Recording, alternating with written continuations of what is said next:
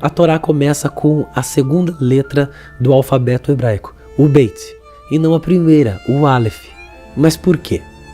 O Talmud de Jerusalém sugere que Aleph seria um começo inapropriado, visto que esta é a primeira letra da palavra Arirá, que significa maldito. E por outro lado, Beit é o começo da palavra Berachá, que significa bênção. Mas é claro que no hebraico existem muitas palavras positivas que começam com a letra Aleph e muitas palavras negativas que começam com a letra Beit. Mas então por que Beit deve ser identificado como bênção em particular?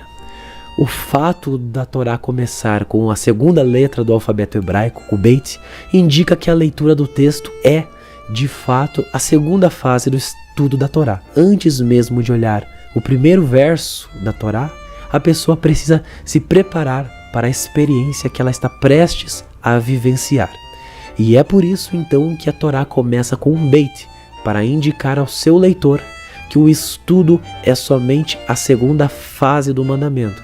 Estudar a Torá com o preparo apropriado traz muitas bênçãos à vida da pessoa.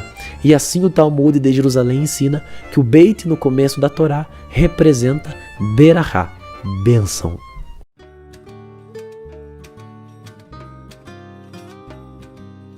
Existe um princípio que diz Mutar leshanot mipnei darhei shalom. É permitido alterar os fatos em nome da paz. Eu não sei você, mas sempre que eu estudo Bereshit, algo que me vem à mente é o que a ciência tem a falar a respeito da criação e da existência do mundo. E um dos tópicos que a ciência apresenta, que é conflitante ao que estudamos na Torá, é a idade do mundo. E dentro dessas divergências, muitas pessoas, até mesmo bem intencionadas, tentam interpretar certas passagens da Torá de maneira diferente da interpretação tradicional, e elas fazem isso por causa da crença errônea de que a visão da Torá está em discordância com a ciência. Se não fosse assim, elas não procurariam novas interpretações para a Torá.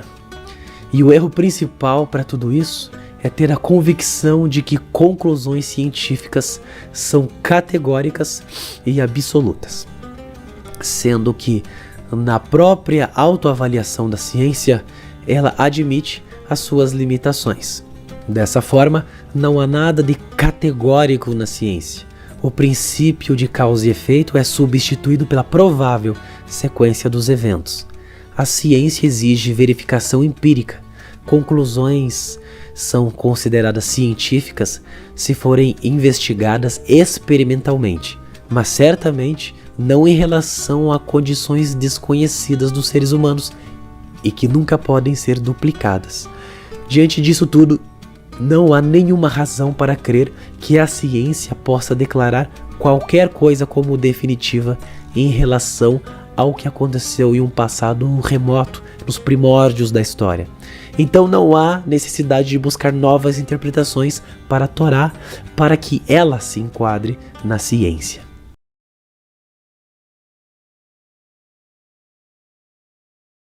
Por que a Torá começa com a criação do mundo?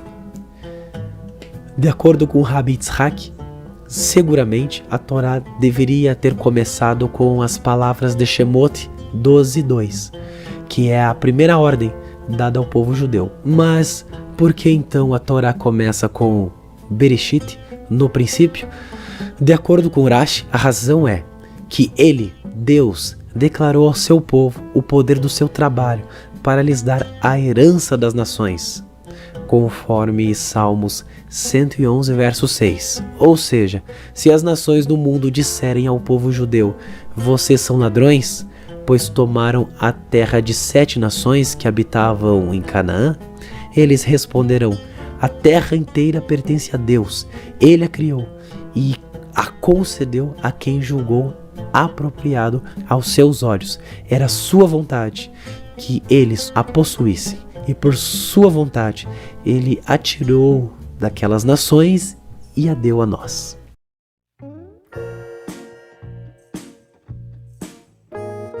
Os sábios de Israel ensinam que o versículo Deus, o Todo-Poderoso Deus, ordenou ao homem dizendo: tu podes comer livremente de qualquer árvore do jardim.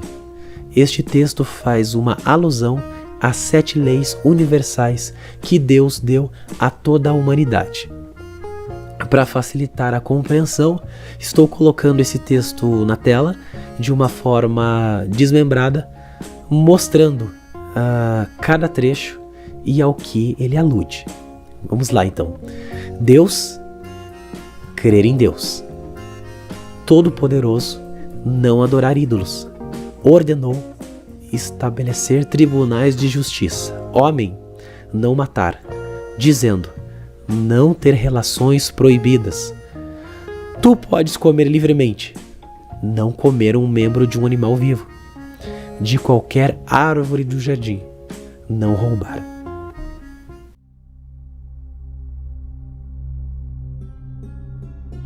Como o homem foi formado, Deus juntou o pó das 4 direções da terra, de forma que onde quer que o homem morresse, a terra aceitaria que ele fosse enterrado.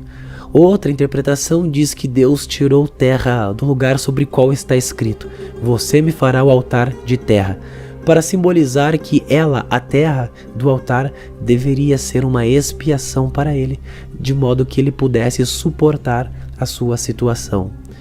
E quando Deus criou o Jardim do Éden, de acordo com o Talmud, 7 coisas foram planejadas para serem criadas antes da própria criação do mundo: a Torá, Techuvá, o Jardim do Éden, o Guerrinom, o trono da glória de Deus, o templo sagrado e o nome de Mashiach. De acordo com o Midrash, o homem foi criado no 6º dia da criação e o Jardim do Éden no 3º dia. Uma outra pergunta interessante é: por que Deus não cria o homem no Jardim do Éden? De acordo com Riscuni, porque o homem pensaria que o mundo inteiro era tão bonito quanto o Jardim do Éden. Assim, Deus primeiro criou o homem fora do jardim, para que ele visse o quão desagradável o mundo realmente era, e então ele o refugiou dentro do jardim. E de acordo com Radak, deste modo o homem reconheceria a bondade que Deus fez com ele, colocando-o dentro do jardim. Algo interessante a respeito da criação do homem diz a respeito do sopro nas suas narinas. Ele, Deus, soprou em suas narinas um sopro de vida. Deus criou o mundo com a fala divina. A alma do homem, no entanto, foi soprada por Deus para dentro do seu corpo. Quando uma pessoa sopra, ela exala do fundo do seu corpo. E essa analogia demonstra que a alma contém o aspecto mais profundo de divindade do que o restante do mundo, uma vez que foi soprada das entranhas de Deus e não criada pelo método que exige menos esforço, a fala. No caso dos animais e das plantas, Deus criou a alma e o corpo como uma entidade única. No entanto, ao criar o homem, Deus fez primeiro um corpo inanimado, do qual posteriormente ele infundiu uma alma de vida. Isto porque a alma do homem é tão elevada em comparação ao corpo que eles não poderiam formar uma única unidade. E assim foi necessário um ato separado de Deus para alcançar a extraordinária união entre eles.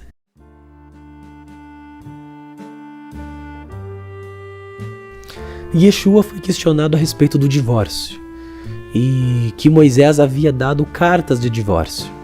Yeshua fala: bom, isto é por conta da dureza do vosso coração, porque no princípio não era assim. Yeshua fala de como era no Éden, Bereshit, no princípio.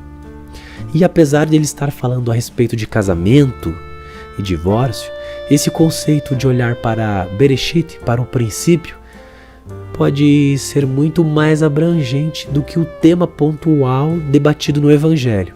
A verdade é que, para qualquer área, para qualquer âmbito, para qualquer aspecto das nossas vidas, a referência é o princípio.